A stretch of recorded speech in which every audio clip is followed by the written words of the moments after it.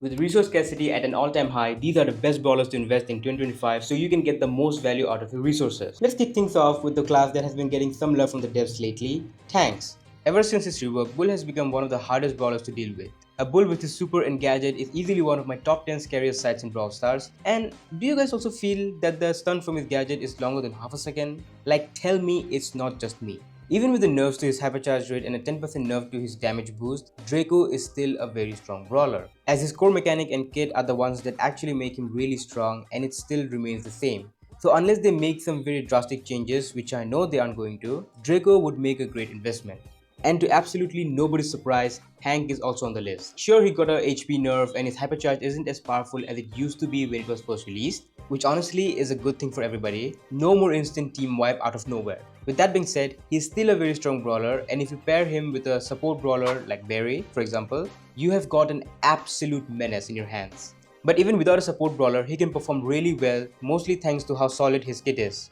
Now, this might surprise some people, but Ollie is actually a great brawler to invest in right now because of his unique taunt mechanic, well, at least for now. He's one of the few brawlers that can easily shut down kit and tank combo, plus this taunt ability makes him great in defense. For example, if a Leon or Lily tries to be sneaky, you can just taunt them with your gadget and protect yourself and your teammates. It's much more efficient and less risky than trying to see who can kill who first. And it's just one of many examples. You can also use the taunt mechanic in offensive ways too. The last one on the list is Buster, and in my opinion, a must-have out of the 5. Before anybody says something, I am not trying to glaze Buster. He's just that good of a brawler, and all I'm going to say is invest in Buster and he won't disappoint you. Honorable mention goes to every single tank that didn't make the list. That doesn't mean that they are not worth investing in.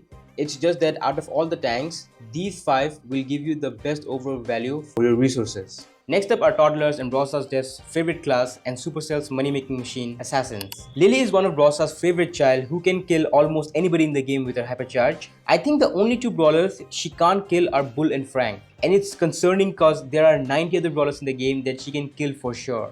And on top of that, she has a gadget that allows her easy access to the enemy lines and an easy escape.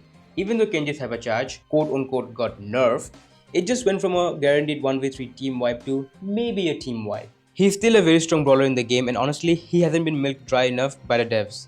In the recent balance changes, Ollie got her reload speed, attack cooldown and HP nerfed. All of this just pushed her from a broken brawler to just a really strong brawler. Plus, her main strength lies in her kit, being able to walk on water, jump attack, and a feature that increases her movement speed while chasing down low health brawlers. Heck, it even shows her the position, a gadget that allows her to use this feature anytime she wants, and the cherry on top is a star power that increases her reload speed by 25%. So even if she got a nerf, she's still a great brawler to invest in. Hold up, while in the making of this video, it has come to my attention that the devs are planning to nerf Ollie soon. Now, we don't know what they're going to be, but there's a high chance that these are just going to be some minor twerks in the name of nerf, something similar to what we have been observing in the case of Lumi. So regardless, she's still a great investment. Kaze also got a nerf to her hypercharge rate, which doesn't really affect her performance that much. She's still a very strong brawler, plus she's new, belongs to the most expensive rarity, and they haven't released any expensive skins for her. So it's safe to say she's not getting any major nerfs anytime soon. And at last but not the least, Cordelias and Buzz. They are strong, reliable, easy to play, and if you have been around for a while, you already know they are solid picks. Plus, Cordelias recently got a massive damage buff to the point where he can almost kill Frank now. And Buzz got a buff to his supercharge rate back in June, which makes chaining super even easier. Honorable mention goes to Sam, Melody and Crow.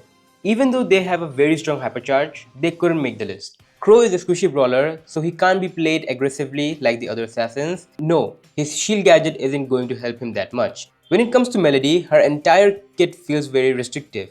For example, before you use her hypercharge, you need to have your full super, full health, and your gadget needs to be ready, so that you could survive the push. For a dive assassin, she doesn't have that much sustain.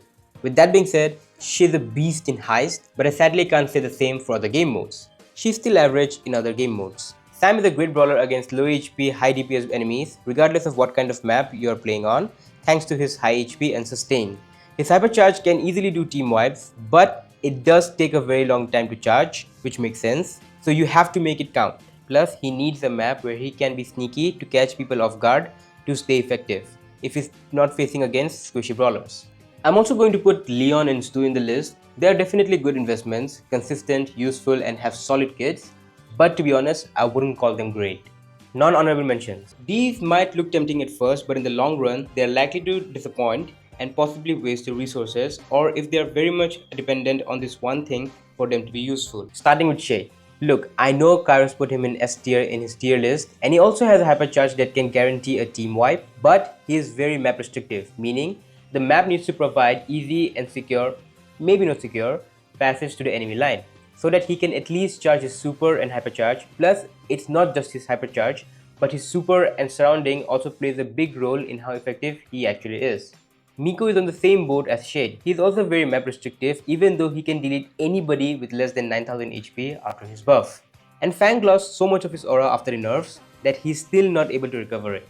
Edgar and Mortis are very matchup and map dependent, plus they're only good against inexperienced players, or you have to catch your enemies off guard with their pants down. Now the class where half of the brawlers come in a 2-in-1 package. Support. Kid is Brawl Stars' second favorite child along with Lily. He is a 2-in-1 assassin plus support combo, well mostly assassin, and with the release of his new hypercharge, it made him even stronger. Bro just needs 8 hits to charge his hypercharge. Heck, I even saw Kid kill a bull with his bare hands. Like, what's up with that?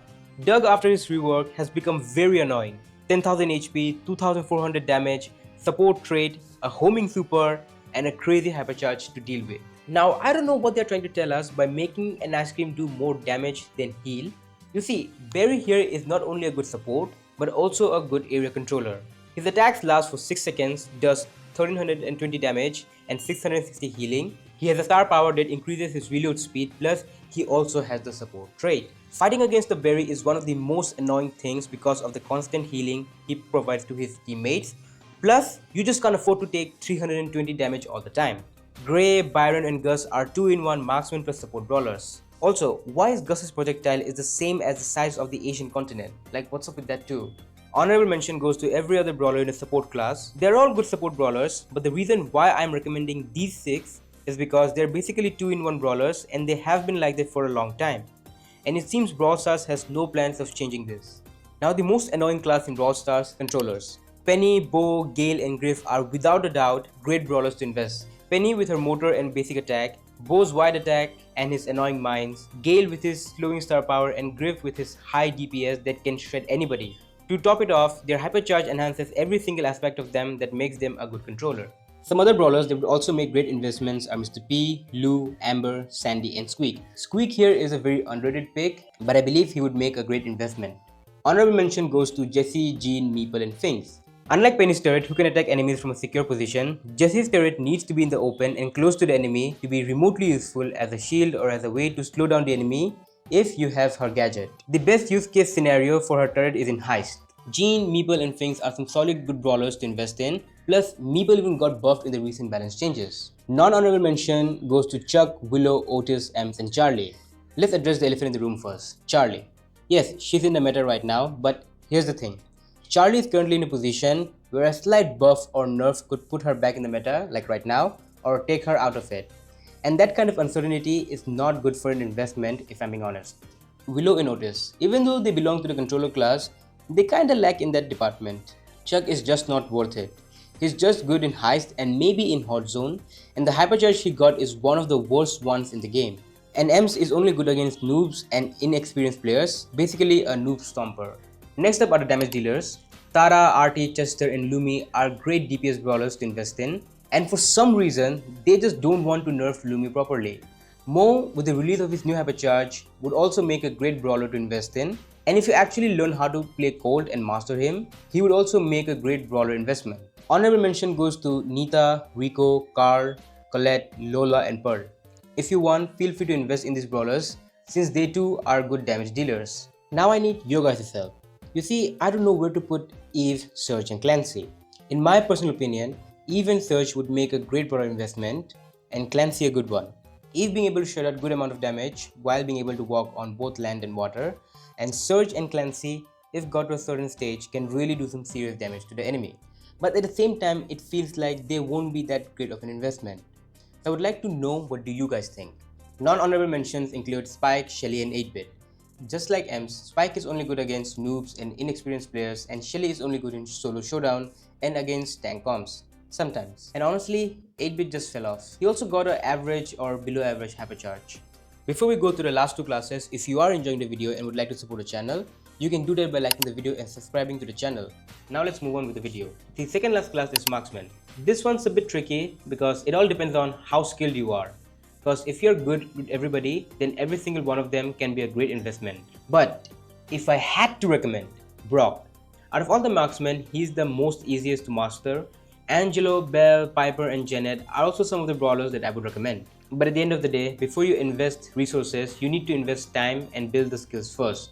And at last, the class that I wish never existed, throwers. If I'm being real with you guys, when it comes to throwers, just invest in whoever you like. It's not really a case of one being better than the others.